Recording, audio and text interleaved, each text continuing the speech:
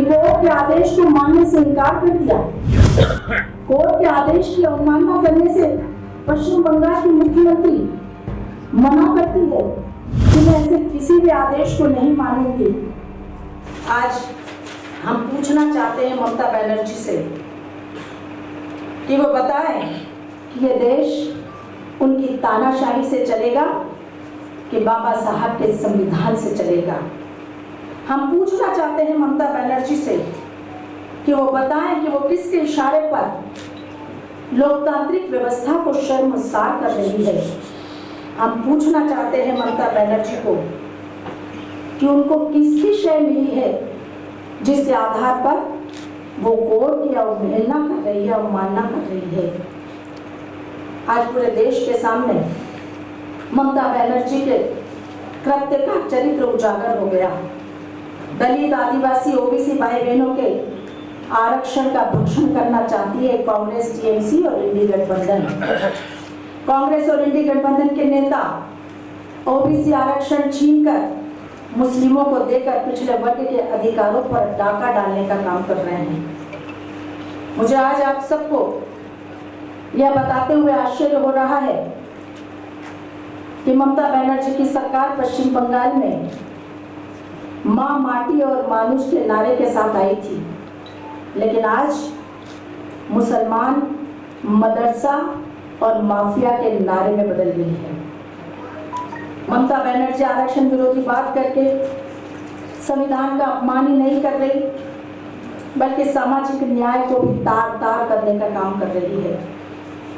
आज वास्तव में मैं कहना चाहूंगी कि इनकी वोट बैंक की राजनीति ने, और वोट बैंक में भी विशुद्ध मुस्लिम वोट बैंक की राजनीति ने पूरे पश्चिम बंगाल को तबाह कर दिया। और आज मुझे आपके बीच में यह कहने से भी कोई संकोच नहीं है कि कल कलकत्ता हाईकोर्ट का जो फैसला आया है, वो फैसला सही अर्थों में देश भर के मुस्लिम तुष्टीकरण करने वाले राजनीतिक दलों के मुंह पर एक करारा तमाचा है, जिसकी गूंज आने वाले 4 जून को परिणाम में सुनाई देगी। मैं आप सबको यह भी बताना चाहूंगी कि कांग्रेस ओबीसी विरोधी रही है, ये बात हम लगातार कहते रहे हैं। देश के प्रधानमंत्री जी लगातार इस देश की जनता को अपने हर सभा में आगाह कर रहे हैं कि इस देश में कांग्रेस और कांग्रेस समर्थित दल, इंडी गठबंधन के घटक दल इस देश में ओबीसी, दलित, आदिवासी, पिछड़ों का आरक्षण समाप्त कर मुस्लिमों को आरक्षण देने का काम कर रहे हैं।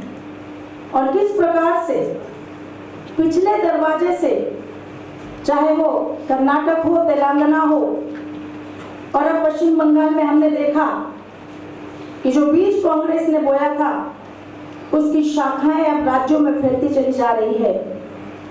इस देश की जनता के सामने ये बहुत बड़ा प्रश्न चिन्ह है।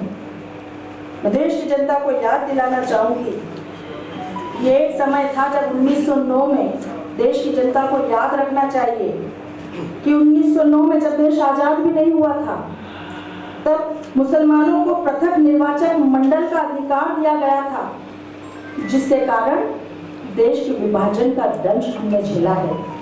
आज फिर वही स्थिति कांग्रेस पार्टी और उनके अलायंस इंडी गठबंधन के घटक दल देश में पैदा कर रहे हैं। और वास्तव में आज देश निर्णायक मोड़ में है। हम सबको समझना होगा कि किस प्रकार से इस देश में दलित, पिछड़ों और आदिवासी के आरक्षणों के खत्म करके मुस्लिम समाज को, मुस्लिम वर्ग को आरक्षण दिए जाने का काम लगातार कांग्रेस, टीएमसी और अन्य राजनीतिक दल कर रहे हैं, जिनका तिरिया चरित्र, जिनका चाल चरित्र और चेहरा देश के सामने उजागर हो गया है।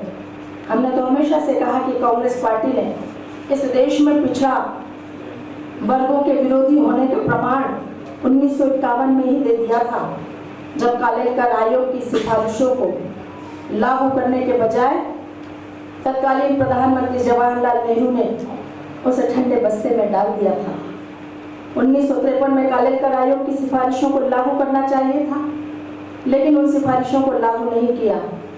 24 साल तक वो फाइल धूल खाती रही लेकिन पंडित जवाहरलाल नेहरू ने सदन के पटलों पर उसकी चर्चा नहीं कराई। 1977 में जब देश में जनता पार्टी की सरकार बनी, तब एक बार फिर ओबीसी को आरक्षण देने की मांग पुरजोर तरीके से उठी। लेकिन उस समय चूंकि 24 वर्ष बीत चुके थे, तो यही बात सामने आई कि फिर से सर्वे कराया जाए, क्योंकि परिस्थितियां बहुत कुछ बदल चुकी है।